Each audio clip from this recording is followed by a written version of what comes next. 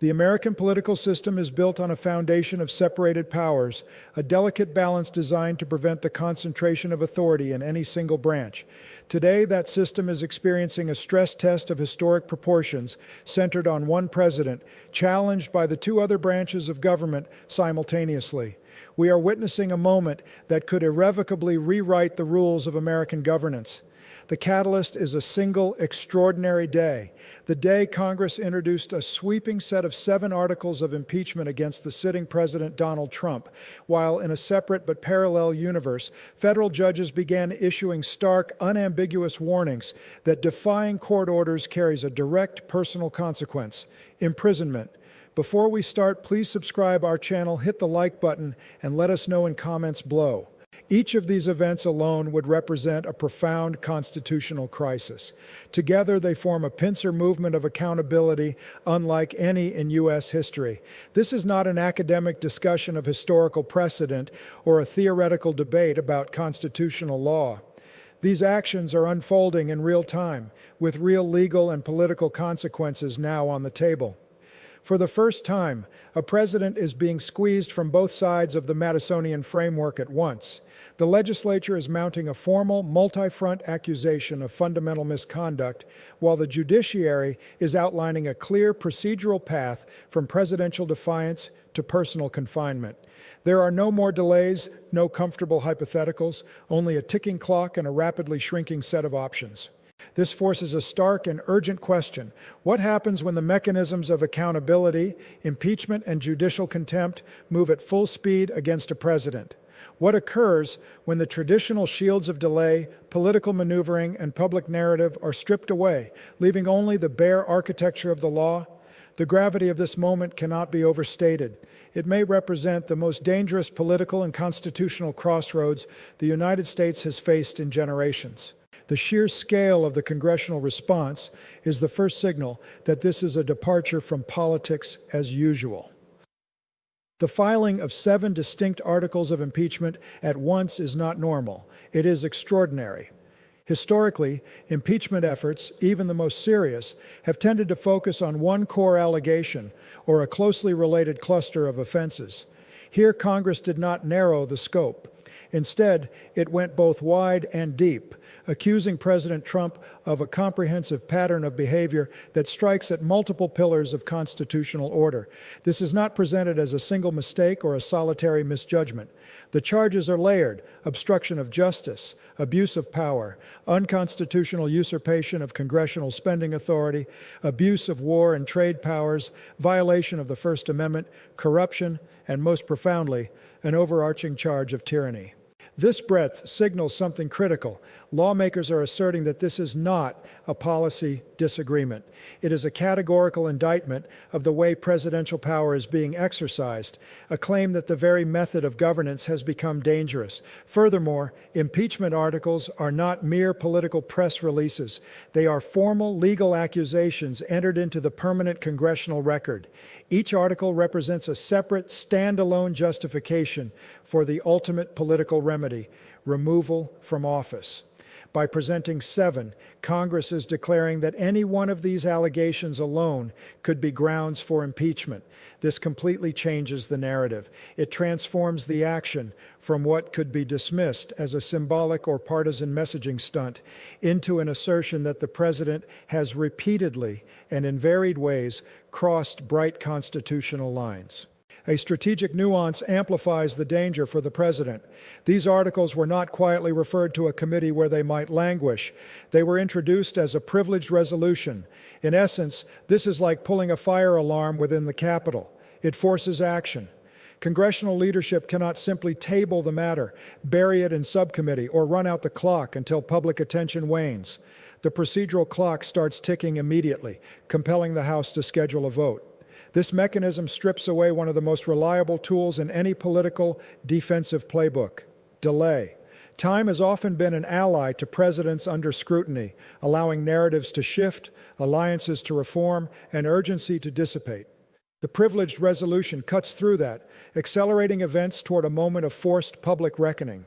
Every representative may be compelled to go on record with a yes or no vote, not on a vague notion of disapproval, but on the specific, severe charges contained in the articles. There is no hiding behind procedural excuses. This transforms impeachment from a slow political process into an immediate constitutional confrontation. At the heart of these articles lies a charge that acts as binding glue: obstruction of justice. This is not about political rivalry or personal grievance. It is the specific allegation that the president used the powers of his office to obstruct, impede, or intimidate lawful investigations and oversight. In plain terms, it means actively stopping the legal system from performing its core function. When aimed at a president, this is among the most serious constitutional red flags possible. Its power lies in its independence. Even if debates rage over underlying actions, interfering with the process of uncovering truth is a standalone violation. The Constitution presupposes that investigations, especially those involving the highest office, must proceed freely. When a leader is accused of pressuring officials, attacking investigators, ignoring subpoenas, or defying document requests, the issue transcends any specific allegation and becomes a question of whether the rule of law itself is still operational. This charge suggests a system under direct stress, where accountability is not just challenged but actively sabotaged. Two of the articles target the core of legislative power, the purse and the sword. One accuses the president of unconstitutionally seizing control of federal spending, the power of the purse that the Constitution explicitly and exclusively grants to Congress. This is not a budget dispute. It is an accusation that the president acted as if congressional appropriation was optional, spending funds for purposes lawmakers explicitly refused to authorize.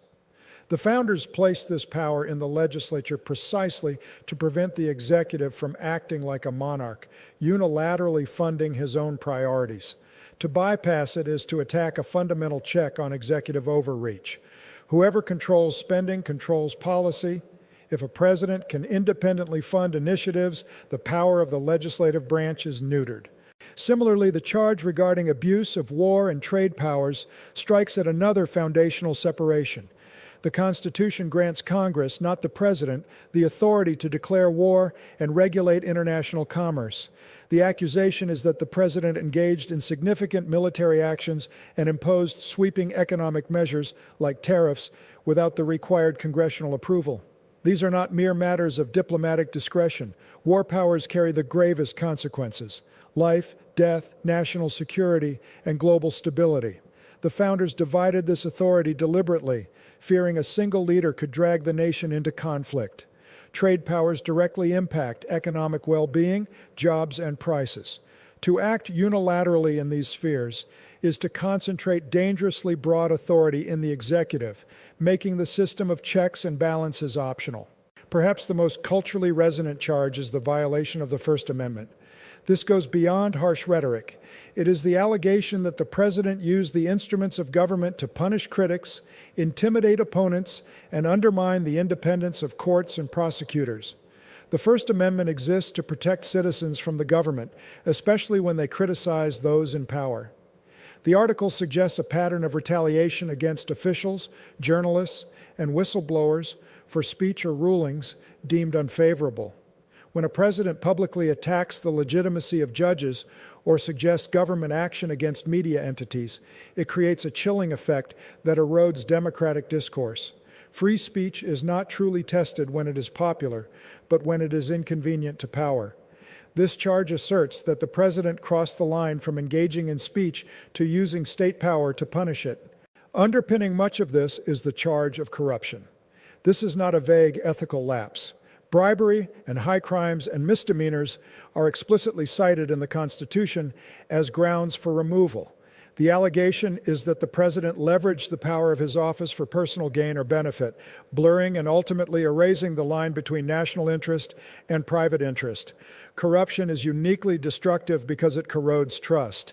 When policy decisions in foreign relations, law enforcement, or regulation appear tied to personal, financial, or political reward, every presidential action becomes suspect. It also provides a motive for the other charges: obstruction, defying Congress, and intimidating critics can be tools to shield corrupt activity from exposure. This charge frames the crisis not just as an abuse of power, but as an abuse of power for selfish ends, which the founders considered a cardinal sin for a public official. All these threads are drawn together in the most grave and sweeping accusation that the president's conduct amounts to tyranny. This is not hyperbolic language, but a constitutional concept describing the systematic abuse of power to dominate, suppress opposition, and override democratic limits. The article argues that the pattern, obstructing investigations, seizing congressional powers, attacking courts and critics, and acting corruptly, reveals an intent to consolidate power within the presidency and weaken every institution designed to restrain it. This charge reframes all the others. They are no longer isolated controversies, but are presented as interconnected tools in a project to reshape the balance of power. By invoking tyranny, Congress is issuing its starkest warning. This is not merely a bad presidency, but a threat to the constitutional system itself. It suggests that if this pattern is normalized, the foundational safeguards of elections, laws, and independent courts may cease to function. While Congress moves on the political track, the judiciary is activating a parallel and in some ways more immediate legal track. Federal judges are now moving beyond warnings to openly discussing the mechanism of contempt of court. Contempt is not a political tool, it is a judicial enforcement power. If a court issues a lawful order, for example, to produce documents or cease an action, and that order is defied, the judge can impose escalating penalties. These can start with heavy daily fines, and if defiance continues, lead to imprisonment until compliance is achieved. This process does not require an act of Congress or Justice Department approval. It flows directly from a judge's authority to compel obedience to their lawful orders. This creates a nightmare scenario for a president accustomed to political and rhetorical battles. A court order is binary. It is followed or it is not. Political spin, rally speeches, and media campaigns are irrelevant before a judge enforcing a contempt ruling. The threat is no longer to political standing, but to personal liberty. For the first time, a sitting president is facing a credible, proximate threat of confinement for defying the legal process. This judicial pincer, combined with the political pincer of impeachment, creates a vice of accountability from which there is no easy escape.